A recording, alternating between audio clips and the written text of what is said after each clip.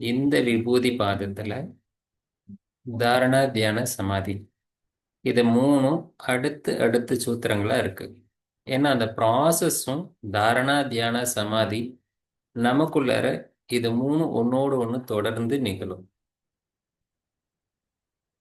தாரணைக்கான டெஃபினேஷன். தாரணை முதல்ல யாருக்கு தாரணை, எதற்கு தாரணை அப்படின்னு கேட்டோம்னா சித்தத்திற்கு தாரணை ஏற்படுகிறது. சித்தசிய தாரணா, சித்தத்திற்கு தாரணை ஏற்படுது. எப்பொழுது சித்தத்திற்கு தாரணை ஏற்படுது? ரெண்டே வார்த்தை தான் இருக்கு, தேச பந்தகம். தேசம்னா இடம், எனி ஒன் ஆப்ஜெக்ட். பந்தகன்னா ஹோல்டு. மனம் ஏதாவது ஒரு ஆப்ஜெக்ட்ல ஹோல்டு ஆச்சுன்னா அப்போ அந்த மனது தாரணை மனம்னு சொல்றோம். அவ்வளவுதான். நம்முடைய மனமானது, நம்முடைய கவனமானது, நம்முடைய கான்சியஸ்னஸ் ஒரு ஆப்ஜெக்ட்ல ஹோல்டர்னா அதுக்கு தாரணா. எந்த பிளேஸ்ல அது ஹோல்ட் ஆயிருக்கோ அந்த இடத்துல தத்ர பிரத்யய அப்படின்னா மனம் மென்டல் ஃப்ரீக்குவென்சி ரெடியூஸ் ஆகுது. ஏகதானதா அப்படின்னா ஒன் பாயிண்டட்னஸ் அப்படின்னா மற்ற சிந்தனைகள் இல்லை, வேறு சிந்தனைகள் இல்லை, வேறு எண்ணங்கள் இல்லை, அல்லது வேறு பொருள்களை பற்றிய எண்ணங்கள் உருவாகவில்லை. அப்போ மனமானது ஒரு ஆப்ஜெக்ட்ல ஒடுங்கி வேறு சிந்தனைகள் உருவாகலைன்னா அதுக்கு பேரு தியானம். தாரணை இருக்கு, ஒரு ஆப்ஜெக்ட்ல மைண்ட் ஃபோக்கஸ் ஆகுது, வேறு சிந்தனைகள் வரலைன்னா அது தியானம். அப்பொழுது ததேவ அர்த்த மாத்திர நிர்பாசம், அர்த்தம் மட்டும் விளங்கி கொண்டிருக்கிறது. ஸ்வரூப சூன்யம், ரெண்டு வார்த்தை சமாதிக்கான டெஃபினேஷன். ஸ்வரூப சூன்யம்னா நம்மளுடைய உருவம், நாம என்ன ரூபத்தில் உட்கார்ந்துருக்கோமோ அது மறைஞ்சு போச்சு. நான் என்ற உணர்வு, நான் என்ற இந்த ரூப உணர்வு, உடல், இந்த அமைப்பு, இதெல்லாம் இருக்கிறதெல்லாம் மறந்து எதை தியானிக்கிறோமோ அதனுடைய கருத்தாக நாம மாறி இருந்தோம்னா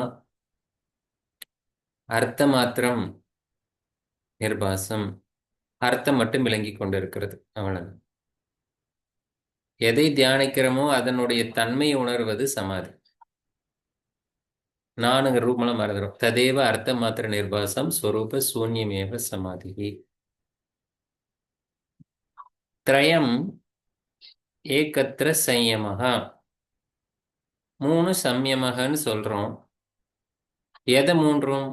திரயம் அப்படின்னா தாரணா, தியானா, சமாதி. இந்த மூணு திரயம்னு சொல்றோம். ஏகத்திர மூணு ஒன்னா சேர்த்து சம்யமகன்னு சொல்றோம். அப்ப தாரண தியான சமாதி மூணுத்துக்கும் டுகெதர் என்ன பேருன்னு கேட்டா சம்யமம். இனி ஃபியூச்சர்ல தாரணா தியான சமாதி பண்ணுங்க அப்படின்னு சொல்ல மாட்டாரு, சிம்பிளா சம்யமா பண்ணுங்க அப்படின்னு சொல்லுவார். தஜ்ஜயாத், அந்த தாரணா தியான சமாதி என்பது சம்யமா, சம்யமத்தை ஜெயித்தால். இதுக்கு முன்னாடி இயமா நியமா ஒவ்வொன்றுத்துக்கும் சௌச்சா சந்தோஷ தபஸ்வாதி எல்லாத்துக்கும் தனித்தனியா பெனிஃபிட் இருக்கும். ஆசனா பிராணாயாம பிரத்யேகம் எல்லாத்துக்கும் பெனிஃபிட். அதே போல தாரண தியான சமாதிக்கு எல்லாத்துக்கும் சேர்த்து ஒரே பெனிஃபிட். தஜ்ஜயாத் பிரக்ஞா ஆலோகது, நம்முடைய பிரக்ஞாவானது, ஞானமானது ஒளிர்விட ஆரம்பிக்கும். ஞானமானது வெளிப்படும் எப்பொழுது? இந்த சம்யமத்தை அல்லது தாரண தியான சமாதியை கடக்கும் போது நமக்கு ஞானம் உருவாகும். இது எப்படி நடக்கும்? தஸ்ய பூமிசு விநியோக, இந்த ஞானம் உருவாகிறது படிப்படியாக நிகழும். தொடர்ந்து தியானம் பண்ண தியானம் பண்ண கொஞ்சம் கொஞ்சமா கொஞ்சம் கொஞ்சமா உங்களுக்கு ஞானம் வர ஆரம்பிக்கும்.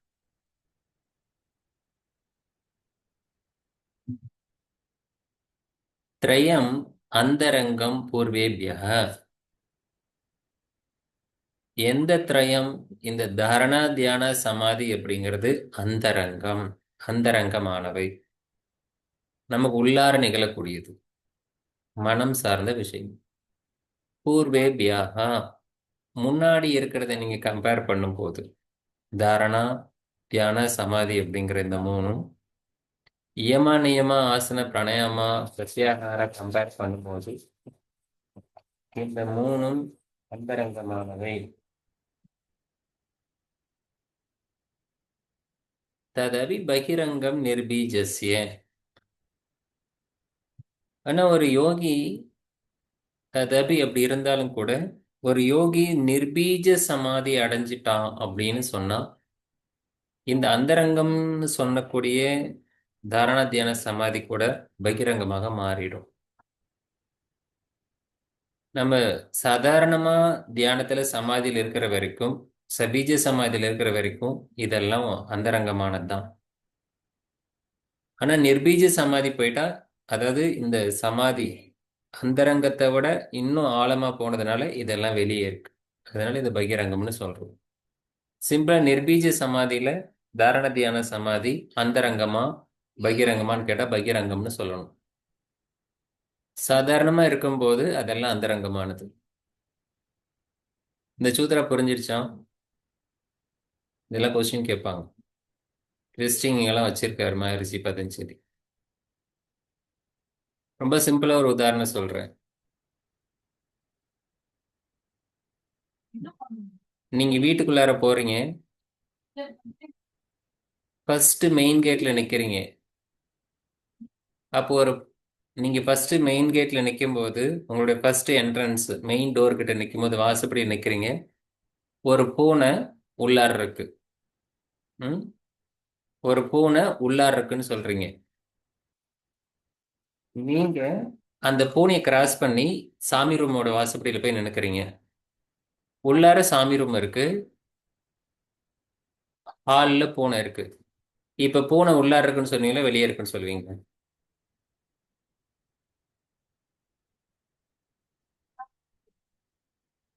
வெளியே இருக்குன்னு சொல்லுவோம்.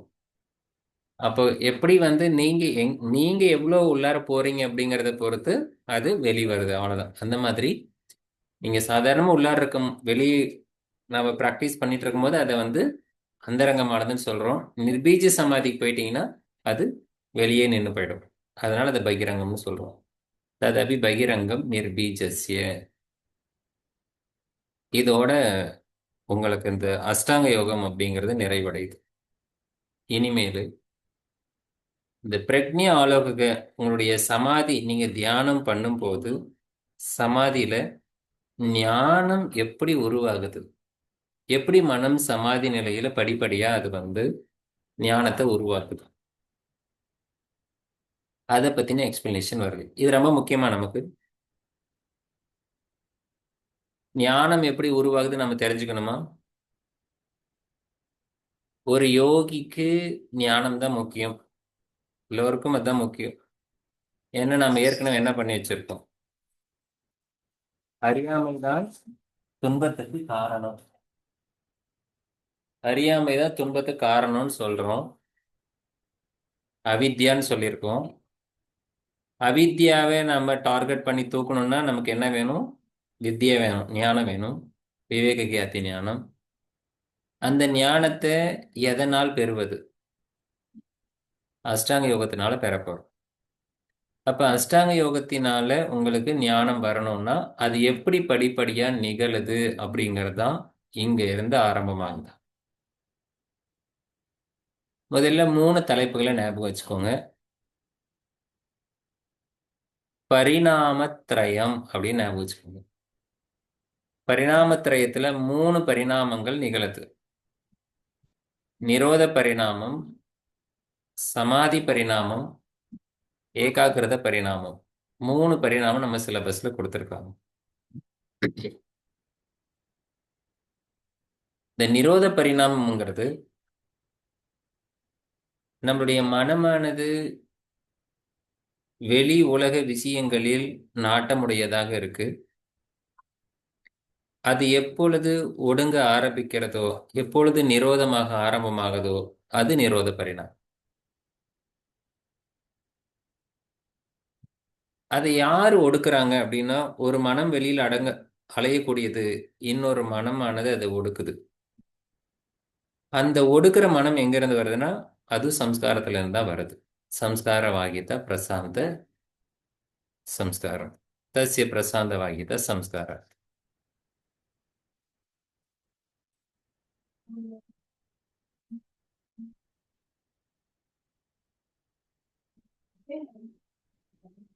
சர்வார்த்த ஏகாக்கிருதையோகோ க்ஷயோதயோ சித்தசிய சமாதி பரிணாமக.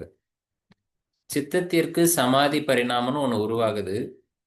எப்பொழுது அப்படின்னா, சர்வார்த்தமும் நாம் அனுபவிக்கிற எல்லா அனுபவங்களும், தியானத்தில் அனுபவிக்கிற எல்லா அனுபவங்களும் ஏகாகிரத நிலையை அடையும் போது மனமானது க்ஷயமாவது உதயமாவது ரெண்டு கேரக்டர் இருக்கு. க்ஷயம்னா குறையிறது, மன அலைச்சல் குறையிறது, அதே மன அலைச்சல் உருவாகிறது. ஆனா அதுல ஏகாகிரத ஸ்டேட், சித்த பூமி உங்களுக்கு ஞாபகம் இருக்கும், இருக்கலாம், இல்லாமலும் போகலாம். மூன்று குணங்களின் அடிப்படையில மூதா, க்ஷிப்தா, விக்ஷிப்தா, ஏகாகிரதா அப்படின்னு சித்த பூமி கான்செப்ட் படிச்சோம். இந்த ஏகாகிரத ஸ்டேட்ல த்ரீ குணாஸோட காம்பினேஷன் என்ன சீக்வன்ஸ்ல அரேஞ்ச் ஆயிருக்கும்னு யாருக்கா தெரியுமா?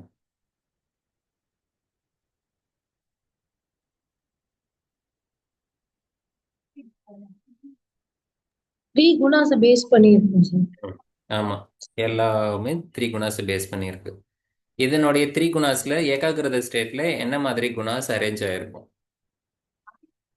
ரஜஸ் தமஸ் சத்துவம், ஆர் தமஸ் ரஜஸ் சத்துவம், ஆர் சத்துவம் ரஜஸ் தமஸ், அந்த மாதிரி. ரஜசன் சத்துவம். ரஜஸ் சத்துவம் பயனில் தமஸ் இருந்தா அதுக்கு பேரு விக்ஷிப்தான்னு பேரு. ஏகாகிரதல சத்துவ குணம் மட்டும் இருக்கும் சார். சத்துவ குணம் மட்டும் இருக்குமா? ஆமா, எங்குமே ஒரு குணம் மட்டும் தனியாக நிற்க முடியாது. சத்துவ குணம் மேலோங்கி இருக்கும் சார். அடுத்த லெவல்ல ரஜஸ் குணம் மேலோங்கி இருக்கும். கடைசியா வந்து தமஸ் இருக்கும். அவ்வளவுதான். சத்துவா ரஜஸ் தமஸ் இருந்த ஏகாகிரத ஸ்டேட்னு சொல்றோம். உங்களுடைய மனதில் இந்த மூன்று குணங்கள்ல ரஜோகுணம் தமோகுணம் க்ஷயமாகிய ஒடுங்கிய நிலையில ஏகாகிரத ஸ்டேட்ல சர்வார்த்தமும் அனுபவிக்கிற ஒரு அனுபவம் சித்தத்திற்கு சமாதி பரிணாமம்னு சொல்றோம். ததக புனக மீண்டும் மீண்டும், அப்பொழுது மீண்டும் மீண்டும் சாந்த உதித்தௌ மன அலைச்சல் முழுவதுமாக குறைவதும், துல்லிய பிரத்யயம் உங்களுடைய மனமானது முழுமையான சமாதி அடைவதும் சித்தத்திற்கு ஏகாகிரத பரிணாமம் சொல்லப்படுது. ஏகாகிரதன்னு வரும்போது அது ஏகாகிரத பரிணாமம் போற்றக்கூடாது. முன்னாடி ஸ்லோகத்துல ஏகாகிரத வரும், க்ஷயோதயோ ஏகாகிரத வரும், அது வந்து சமாதி பரிணாமம். இங்க சாந்த உதித்தவ் துல்லிய பிரத்யம், இந்த ரெண்டு வார்த்தை தான் நீங்க ஞாபகம் வச்சுக்கணும். சாந்த உதித்த துல்லிய பிரத்யம்னு வந்தா அது வந்து ஏகாகிரத பரிணாமம். ஏகாகிரதயத்துக்கு வந்து க்ஷயோ உதயோ அப்படின்னு வந்தா, க்ஷய உதயம் அப்படி ஏகாகிரத யோக க்ஷய உதயம்னு வந்ததுன்னா அது வந்து சமாதி பரிணாமம். இதுதான் கீவேர்டு உங்களுக்கு எடுக்கிறதுக்கு. சமாதி பரிணாமம்னா அதுல வந்து க்ஷயம் உதயம், ஏகாகிருதையோ க்ஷயோ உதயோ அப்படின்னு வந்தா அது சமாதி பரிணாமத்துக்கு. சாந்த உதித்தோ துல்லிய பிரத்யேன்னு வந்தா அது ஏகாகிருத பரிணாமத்துக்கு. ஏதேன பூத இந்திரியேஷு தர்மலக்ஷண அவஸ்தா பரிணாம வியாக்கியாத்தா. இந்த மூணு விதமான பரிணாமம் நம்ம சமாதியில் நடந்துகிட்டே இருக்கு. மன அலைச்சூழல் குறைஞ்சு அது குறைந்து ஏறுவதுமாக இருக்கு.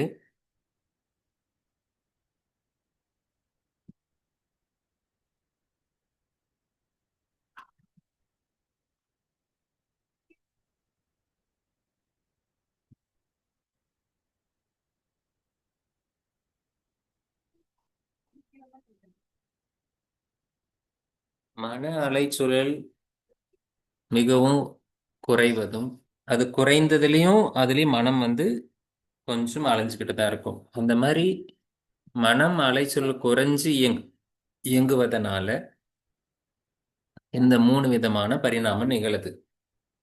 நிரோத பரிணாமம், சமாதி பரிணாமம், ஏகாகிரத பரிணாமம். இந்த 3 பரிணாமத்துல இந்த 3 பரிணாமத்தினால ஏதேன அப்படின்னா இந்த 3 பரிணாமத்திரயத்தினால் என்ன நடக்க போகுது? பூத இந்திரியேசு. பூதன்னா ஜீவனை குறிப்பிடக்கூடியது.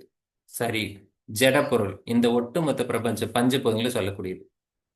இந்திரியேசு அப்படின்னு சொன்னா ஜீவனை குறிப்பிடக்கூடியது.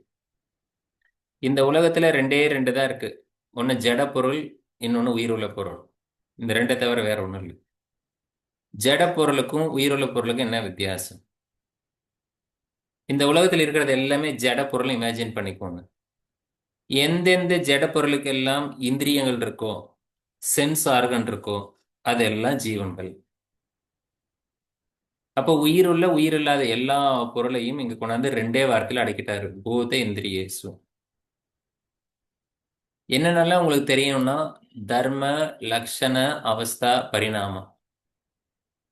தர்ம லக்ஷண அவஸ்தா பரிணாமங்கிறது வியாக்கியாத்தா. உங்களுக்கு இந்த மாதிரி தியானத்துல இந்த 3 விதமான பரிணாமத்திலையும் இந்த மாதிரி மனம் சமாதி அடையும் போது உயிருள்ள உயிரில்லாத எல்லா பொருள்களை பத்தின தர்மான்னா அதனுடைய பண்பு, அதனுடைய குவாலிட்டி, ப்ராப்பர்ட்டி. லக்ஷணம்னா அதுக்கு இருக்கிற வடிவம் அண்ட் கேரக்டர். அவஸ்தான்னா அதனுடைய ஸ்டேட். பரிணாமம்னா அதனுடைய மாற்றம். இதெல்லாம் நாம தெரிந்து கொள்ளலாம். எல்லாத்துக்குமே வந்து தர்ம லட்சண அவஸ்தா பரிணாமம் அப்படிங்கிறது இருக்கு.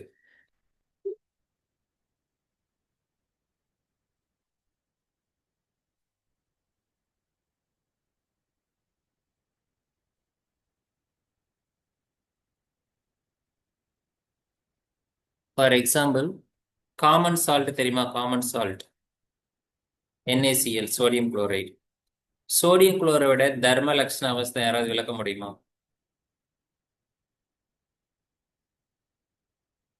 உப்புக்கல்லோட தர்ம லட்சண அவஸ்தா சாலிட் ஸ்டேட்ல இருக்குது.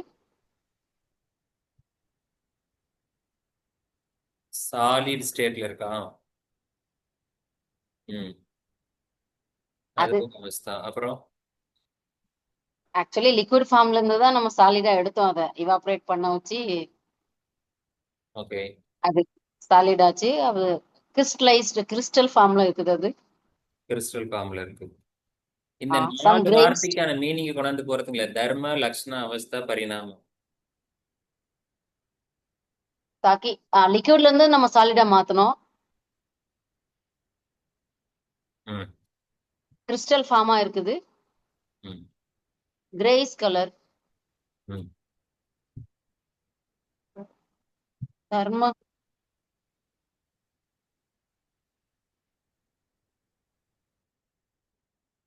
உப்போட தர்மம் என்ன?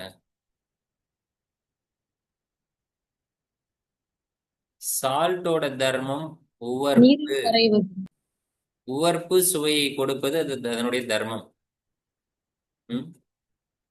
அது ஒயிட் கலர்ல இருக்கிறது அதனுடைய லட்சணம். அதனுடைய அவஸ்தா அது கிறிஸ்டலாவும் இருக்கலாம், லிக்யூடாவும் இருக்கலாம். கிறிஸ்டலா இருந்து லிக்யூடா மாறுறதும், லிக்யூட்ல இருந்து கிறிஸ்டலா மாறுறதும் அதனுடைய பரிணாமம். எல்லாம் ஒன்னோட ஒண்ணு ரிலேட்டடா இருக்கா? இது மாதிரி எல்லாத்துக்கும் தர்ம லட்சண அவஸ்தா இருக்கு. இந்த தர்ம லட்சணத்தை கூட வந்து உங்களுக்கு போட்டு பாருங்க. உங்களுக்குள்ள என்ன தர்மம் இருக்கு, என்ன லட்சணம் இருக்கு, என்ன அவஸ்தால இருக்கீங்க, என்ன பரிணாமத்துல இருக்கீங்க. பரிணாமித்துக்கிட்டே இருக்கும். சின்ன வயசுல இருந்து இப்ப எல்லாம் நம்ம உடம்பு எப்படி எல்லாம் மாறி இருக்கு. என்னென்னலாம் மாறப்போகுது. மாறப்போற தெரியாது, ஆனா மாறினது தெரியுமா? நினைச்சு பாருங்க. அவஸ்தான்னா நம்ம ஜாக்கிரத அவஸ்தையில இருக்கும், சொப்பன அவஸ்தா, சுசுப்தி அவஸ்தா. லட்சணம் நம்மளுடைய அமைப்பு, தர்மனா நம்மளுடைய குவாலிட்டி. இதெல்லாம் ஒவ்வொரு உயிருக்கும் இந்த மாதிரி உயிரில் உயிருக்கூடிய எல்லாத பத்தி நம்ம தெரிஞ்சுக்க முடியும் அப்படின்னு சொல்றதா.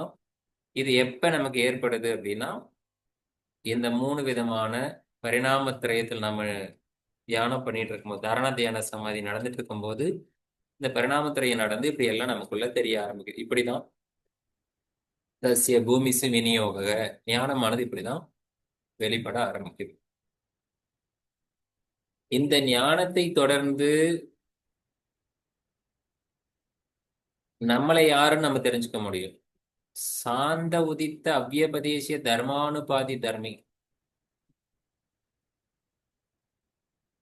இந்த மாதிரியான மனமானது ஒடுங்கி ஒடுங்கி வருவதனால அவ்யபதேசம்னு சொல்லக்கூடிய மூல பிரகிருதியை நுணுகி அதிலிருந்து தர்மா அப்படின்னா 3 குவாலிட்டி, அதுல சத்துவ குவாலிட்டியை கடந்து அனுபாதி தர்மி, உள்ள இருக்கக்கூடிய தன் ஆன்மாவையும் ஒருவனால் அறிந்து கொள்ள முடியும்.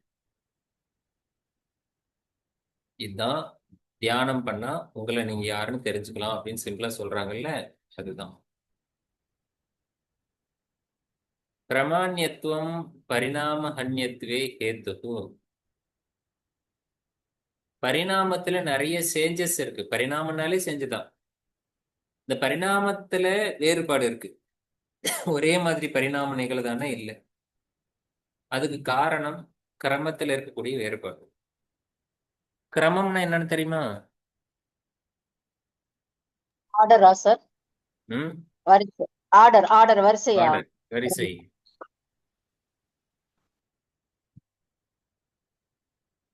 எங்கேயாவது வரிசையில் நிற்கும் போது நீங்க வரிசையை மீறி போனீங்கன்னா சொல்லுவாங்க அவங்க, ஏன் அக்கிரமம் செய்கிறாய் அப்படிமா.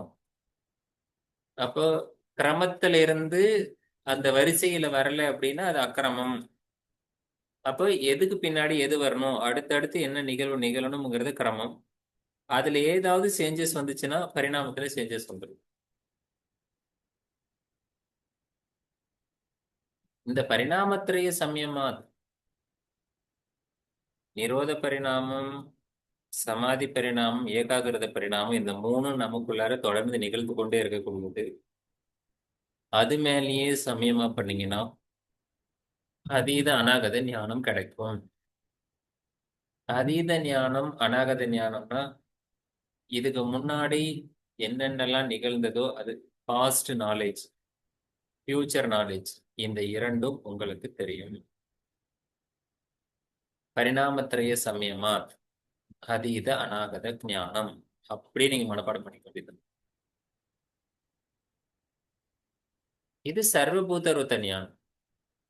சர்வபூத ருத்த ஞானம் எல்லா உயிர்களும் பேசக்கூடிய மொழிகளின் அர்த்தங்களை நீங்க உணர்ந்துக்கலாம், புரிஞ்சுக்கலாம்.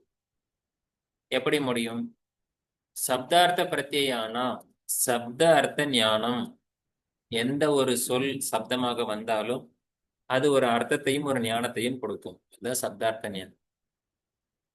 இதர இத்தர அத்தியாசாத், இதை தனித்தனியாக பிரிக்க முடியாது. ஏன் என்றால் சங்கரக, அதெல்லாம் சேர்ந்தே இருக்கக்கூடியது.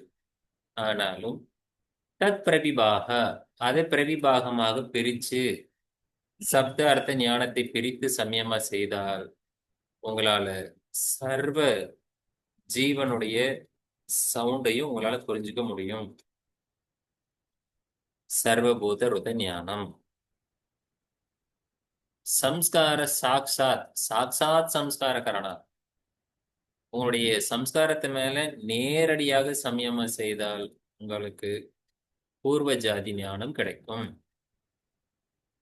பிரத்யஸ்ய பரச்சித்த ஞானம், உங்களுடைய பிரத்யம் நம்மளுடைய சித்தத்து மேல சமயமா பண்ணா மற்றவங்களுடைய சித்தத்தை பத்தி நீங்க தெரிஞ்சுக்கலாம். நச்சதத் சாலம்பனம் தஸ்யா அபிஷயி பூதத்துவாத்து, மற்றவங்களுடைய சித்தத்தை மேலோட்டமா அறியலாம், ஆனா உள்ளார போய் ஆழ்ந்து மறைஞ்சிருக்கிறத உங்களால அறிய முடியாது.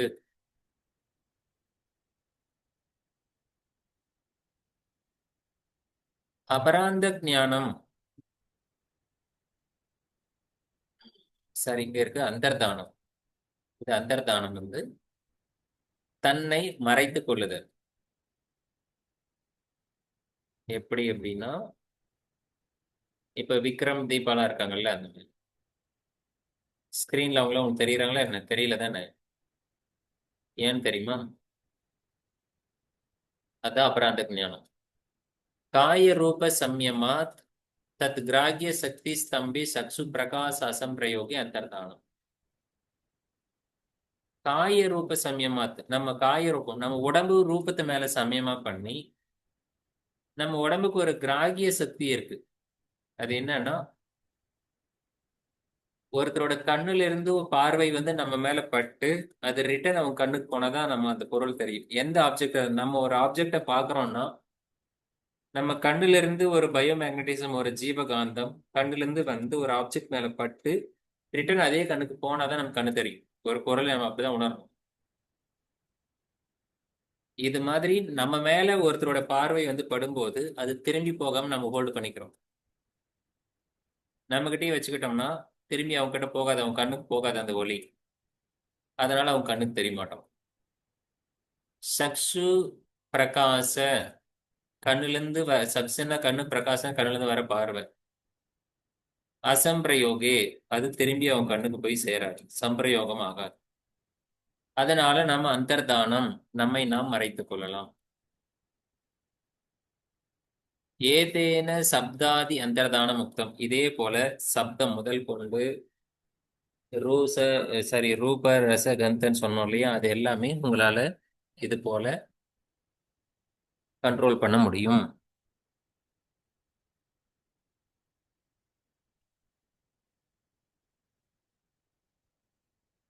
இது அபராந்த ஞானம். ஒருவருடைய இறப்பு அல்லது ஒரு யோகி தன் உடலை எப்பொழுது விடுவித்துக் கொள்கிறார் அப்படிங்கறத அவரால் முன்னாடியே சொல்ல முடியும். சோபக்கிரமம் நிருபக்கிரமம் ச கர்ம தத் சம்யமாத் அபராந்த ஞானம் அரிஷ்டேபியோ வா. வான்னா அல்லது ஆர் அப்படின்னு சொல்லுது. ரெண்டு காரணத்தினால இதுல சோபக்கிரமம் நிருபக்கிரமம்னு ஒரு வார்த்தை இருக்கு. சா உபக்கிரமம் நிர் உபக்கிரமம். ஒரு கர்மா எப்பொழுது பலனை கொடுக்கும் அப்படிங்கிறது, உடனே கொடுத்தா ஒரு கர்மா கை தட்டினீங்கன்னா சவுண்ட் எப்போ வரும்? உடனே வரும். அதுக்கு பேரு சோபக்கிரமம். ஒரு நாயை கல்லெடுத்து அடிக்கிறீங்க, அந்த நாய் உங்களை திருப்பி எப்போ வந்து பழி வாங்கும்? தெரியாது, அது லேட்டா வரும். அதுக்கு பேர் நிருபக்கிரமம். இப்படி உங்களுடைய கர்மாவுக்கு பலன் வந்து எது எப்ப பலனை கொடுக்கும் அப்படிங்கிறத அடிப்படையாக கொண்டும் சில சகுனங்களை அடிப்படையாக கொண்டும் எப்பொழுது இந்த உடலை விட்டு பிரிவோம் அப்படிங்கிறத ஒரு யோகி முன்னாடியே கணித்து சொல்ல முடியும். அதுதான் அபராந்த ஞானம். மைத்ரி ஆதிஷு பலானி. மைத்ரினா நட்பு போன்ற உறவுகள் மீது சமயமா செய்யும் போது அந்த நட்பு பலம் பெறும். பலேசு அஸ்தி பலாதீனி, யானை போன்ற உயிர்கள் மீது சமயம் பண்ணும்போது யானையோட பலன் உங்களுக்கு கிடைக்கும். அது போல எந்த அனிமலை நாம பண்ணாலும் அதனுடைய பலன் கிடைக்கும், பலம் வந்துடும் நமக்கு. பிரவருத்தி ஆலோகான்யாசாத் சூக்ஷ்ம வியவகித விபரகிருஷ்ட ஞானம். இந்த விபரகிருஷ்ட ஞானம் அப்படிங்கிறது ஒரு டிஃபரெண்டான ஞானம். இது ஸ்தூலமான பொருள் கண்ணுக்கு தெரியும், சூக்ஷ்மமான பொருள் கண்ணுக்கு தெரியுமா என்ன?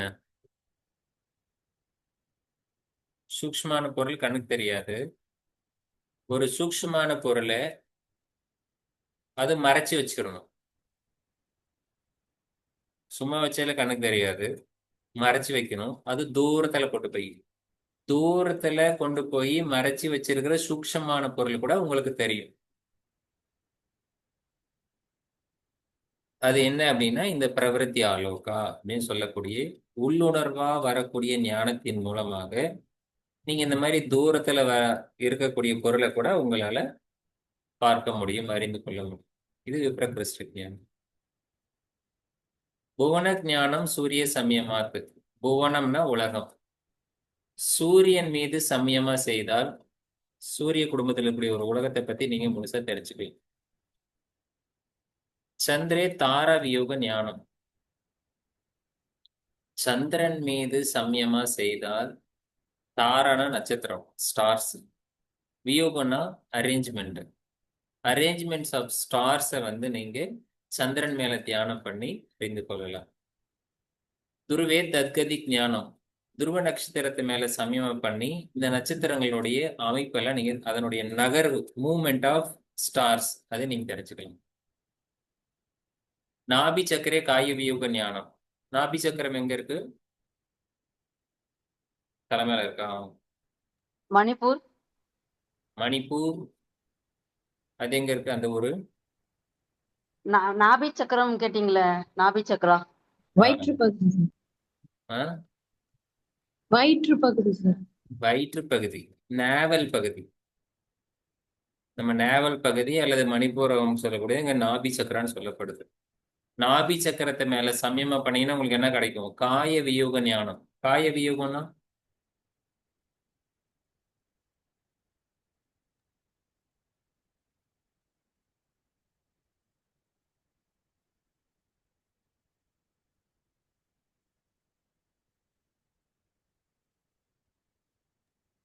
பாடியில பத்தின நாலேஜா சார்? உங்க பாடியில என்னென்ன ஆர்கன், என்னென்ன உறுப்புகளை எங்கெங்கெல்லாம் ஃபிட் ஆயிருக்கு அப்படின்னு தெரிஞ்சுக்கணும். அனடாமி பிசியாலஜி படிச்சிடலாம். நாபி சக்கர காய வியோக ஞானம். கந்த கூப்பிக் சுத்தி பாசா நிவர்த்தி. த்ரோட் பிட்டு தொண்டைக்குழியில சமயமா பண்ணீங்கன்னா பசி தாகம், ஹங்கர் அண்ட் தர்ஸ்ட் வந்து உங்களுக்கு கண்ட்ரோல் ஆயிடும். கூர்ம நாடியாம் ஸ்தைரியம். கூர்ம நாடின்னா செஸ்ட் பகுதியில் இருக்கக்கூடிய அநாகத சக்கரால சமயம் பண்ணீங்கன்னா ஸ்தைரியம் வரும். மூர்த்த ஜோதிஷி சித்த தர்சனம். உச்சந்தலையில கிரவுன் டாப் ஆஃப் த ஹெட்ல இருக்கக்கூடிய ஜோதி மேல சமயமா பண்ணீங்கன்னா சித்தர்களை தரிசிக்கலாம். பிராதிபாத்வா சர்வம். பிராதிபாத் அப்படின்னா சஸ்டைன்டா கண்டினியூஸா உள்ள இருந்து உள்ளுணர்வா ஞானம் வந்துகிட்டே இருக்கு அப்படின்னா சர்வத்தையும் அறிந்து கொள்ளலாம். ஹிருதயே சித்த சம்பித்து. ஹிருதயத்தை மேல சமயமா பண்ணி சித்தத்தினுடைய மூலத்தை அரிச்சுக்கலாம். இது புருஷ ஞானம் 36ல.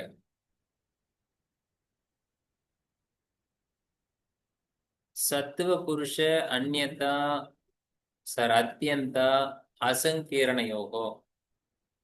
சத்துவத்தையும் புருஷனையும் தனித்தனியாக பிரிக்க முடியாது, ரெண்டு ஒன்னா சேர்ந்து இருக்குது. அதை நம்மளால பிரித்து உணர முடியாது. ஏன்னா ரெண்டும் சத்துவம் புருஷன் பிரித்து உணர முடியாதுன்னாலும் ரெண்டு வேறு வேறானது. அதை பிரித்து உணர முடியாதுங்கிறதுனால விடம் போறதில்லை. அதுக்காக அதனுடைய ஸ்வார்த்தம் பரார்த்தம் அப்படின்னு சொல்லக்கூடிய ரெண்டு அர்த்தம் இருக்கு. இந்த ஸ்வார்த்த பரார்த்தம் அப்படிங்கிறத ரெண்டு அடிப்படையாக கொண்டு நீங்க சமயமா பண்ணும்போது புருஷ ஞானம் அப்படிங்கிறத அச்சீவ் பண்ணிடலாம். புருஷ ஞானம் வந்தா நமக்குள்ளார இன்ஃபர்மேஷன்லாம் எப்படி இருக்கும், 5 புலன்கள் எப்படி வேலை பண்ணணும். தத பிராதிப சிராவண வேதன ஆதர்ஷ ஆஸ்வாத வார்த்தா ஜாயந்தே. இதெல்லாம் அடிக்கடிக்கு கேட்குற கொஸ்டின் தான். சிராவணம் அப்படின்னா காதுல கேட்கறது, வேதனான்னா ஃபீலிங்கு டச்சிங்கு, ஆதர்ஷன்னா சீயிங்கு, ஆஸ்வாதார்த்தன்னா டேஸ்ட், வார்த்தான்னா ஸ்மெல்லு. வார்த்தான்னா வார்த்தைன்னு போட்டு வேர்ட்ஸ்ன்னு போட்டுறாதீங்க, மேட்சிட்ல கேட்பாங்க. இந்த 5 புலன்கள் இருக்கக்கூடிய தன்மாத்திரைகள்லாம் தெய்வீகமா இருக்கும். இது வரைக்கும் நம்ம எக்ஸ்பீரியன்ஸ் பண்ணியிருக்க மாட்டோம். அந்த மாதிரியான நியூ எக்ஸ்பீரியன்ஸா இருக்கும். இப்படி இருந்தாலும் கூட இதெல்லாம் தே சமாத உபசர்கா வியுக்தானே சித்தையாக. இதெல்லாம் உபசர்கா. இதெல்லாம் வந்து முக்திக்கு தடையாகவும் மீண்டும் உலகத்துல நம்மள காலமா தள்ளி விட்டுரும், கீழ் உலகத்தை இழுத்துட்டு வந்துடும். 39ல் இருக்கிறது வந்து பரசரீர ஆவேசக. மற்றவங்களுடைய சரீரத்துல நாம பயணிக்கலாம், மற்றவங்களுடைய சித்தத்துல கலந்து நாம கூடு விட்டு கூடு பாயறதுன்னு பேரு. பந்த காரண சைதில்யா.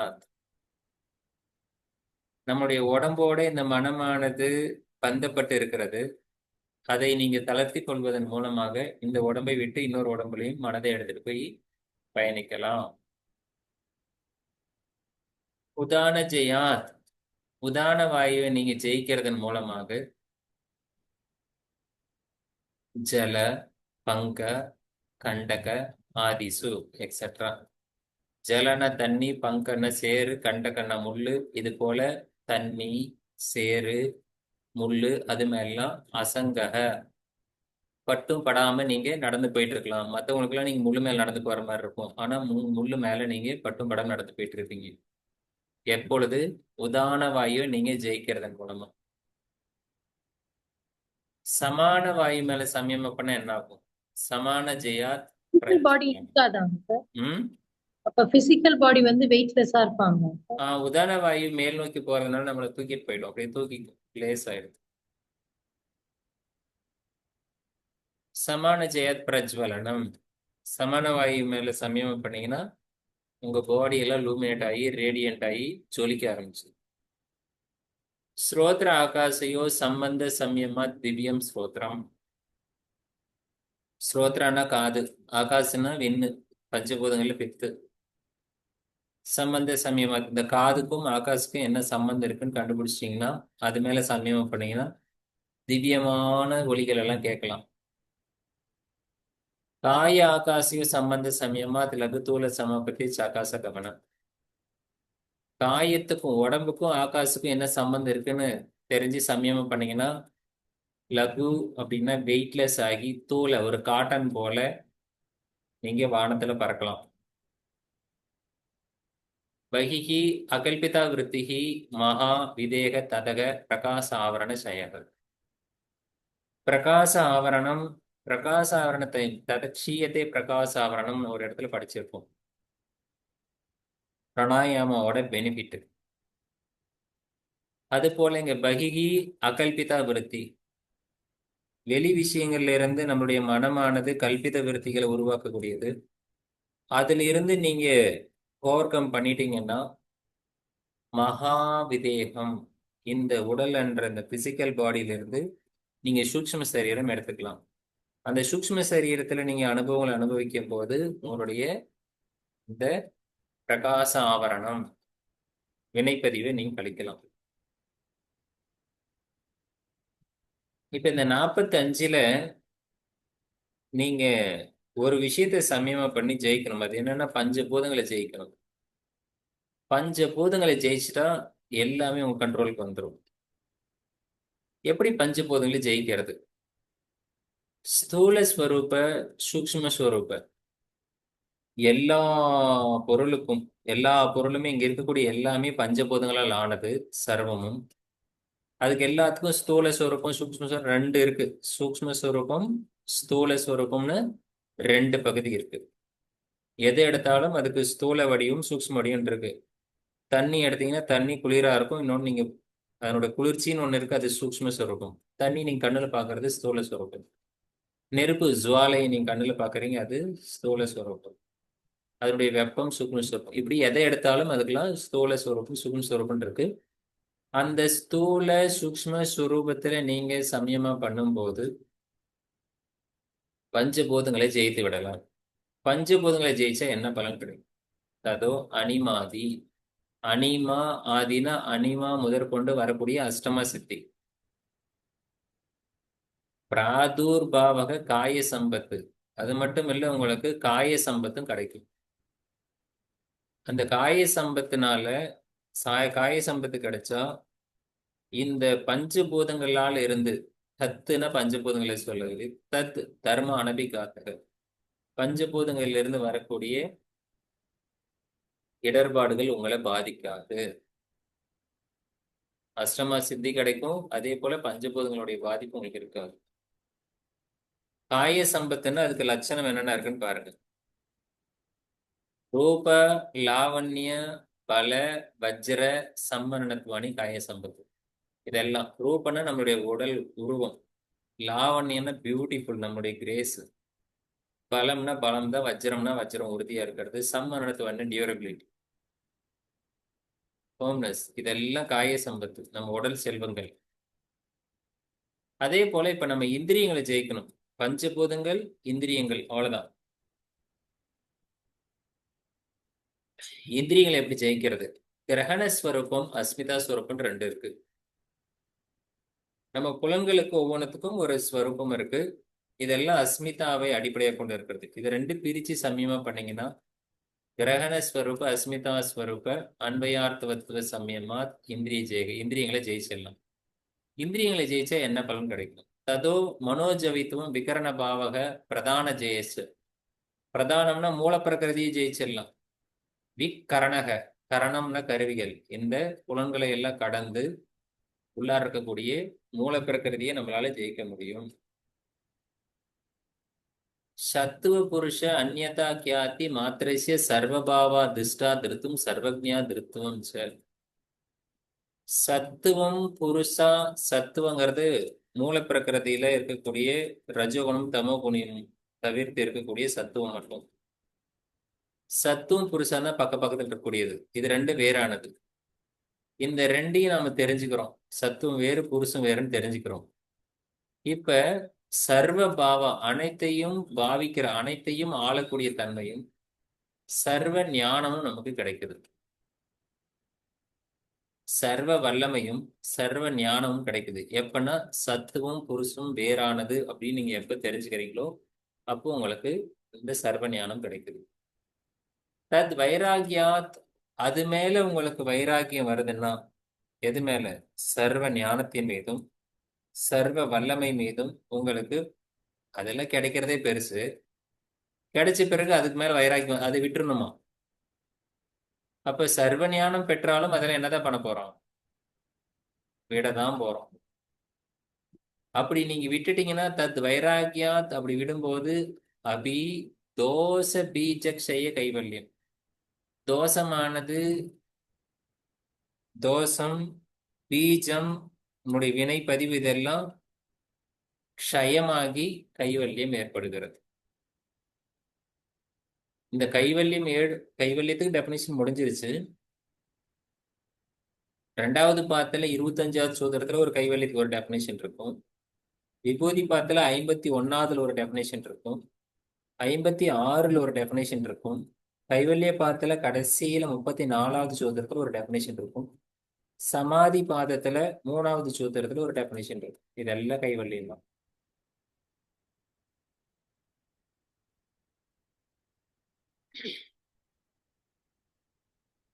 அப்படி இருக்கும்போது இந்த நீங்க சமயமா பண்ணி சமாதியை கிராஸ் பண்ணி கைவல்யம் அடையிற டைம்ல ஸ்தானி உபனி மந்திரனே சங்கஸ்மயா அக்கரணம் புனரனிஷ்ட பிரசங்காது. இந்திரன் போன்ற தேவர்களுடைய அழைப்புகள் எல்லாம் உங்களுக்கு வருமா? ஏன்னா அவங்களுக்கு முன்னாடி நீங்க எல்லாம் முக்திக்கு போயிடுவீங்க, மோட்சத்துக்கு போயிடுவீங்கன்னு சொல்லிட்டு அந்த தேவர்களுடைய அழைப்பு உங்களை வந்து கீழ் நோக்கி இழுக்கும். அப்ப கூட கொஞ்சம் கவனம் லூஸ் ஆகிட்டீங்கன்னா நீங்க கோலை கைவிட்டுருவீங்க. க்ஷண தற்கிரம யோகம், ஒவ்வொரு க்ஷண பொழுதுலையும் கிரமத்தை மேல சமயமா பண்ணி விவேகஜ ஞானத்தை டெவலப் பண்ணணும். அந்த விவேகஜ ஞானம் ஜாதி லட்சணம் தேசி அந்நியதா அனவச்ச துல்லிய தத பிரதிபத்தி. இந்த ஜாதி லட்சணம் தேசம் இது மாதிரிலாம் எந்த விதமான பாகுபாடு இல்லாம பர்ஃபெக்டா உங்களுடைய கவனத்தை தியானத்துல செலுத்தினீங்கன்னா தாரகம் சர்வ விஷயம் சர்வதா விஷயம் அக்கிரமம் சதி விவேகஜ ஞானம், விவேகஜ ஞானம் முழுமையாக டெவலப் ஆகி இருக்கும். எந்த விஷயத்திலையும் எல்லாத்தையும் கடந்த ஒரு ஞானமாக விவேக ஞானம் இருக்கும்போது சத்துவ புருஷ சுத்தி, சத்துவ சுத்தி புருஷ சுத்தி அடைஞ்சு கைவல்யம் ஏற்படுகிறது. இதோட இந்த விபூதி பாதம் நிறைவடைகிறது.